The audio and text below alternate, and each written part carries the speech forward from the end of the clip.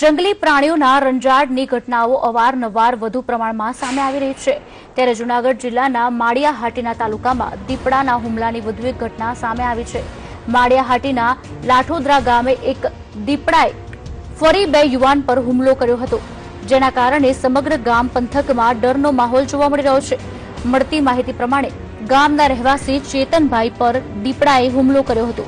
ચેતનભાઈને ઘાયલ કરી દીપડાએ તેમની જ વાડી તરફ દોડ મૂકી હતી, જે બાદ ચેતનભાઈ ઘવાયેલ હાલતમાં જ પોતાની વાડીમાં ગયા હતા અને ત્યાં મહિલા અને બાળકોને સાવધ કરી દીધા હતા। ત્યારે તેમની વાડીમાં ઘૂસેલા દીપડાએ ફરી ચેતનભાઈ પર હુમલો કર્યો હતો। મહત્વનું છે કે ચેતનભાઈએ હિંમત કરી દીપડા સાથે બાથ ભીડી હતી અને ઈજાગ્રસ્ત હોવા છતાં દીપડાને ગરદનથી દબોચી રાખ્યો હતો।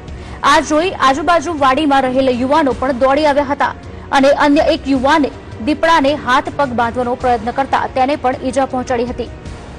આ ઘટના અંગે વન વિભાગને જાણ કરાતા વન વિભાગે દીપડાને બેભાન કરી પાંજરે પૂર્યો હતો, તો ઘાયલ બંને વ્યક્તિઓને સારવાર અર્થે હોસ્પિટલ ખસેડવામાં આવ્યા હતા।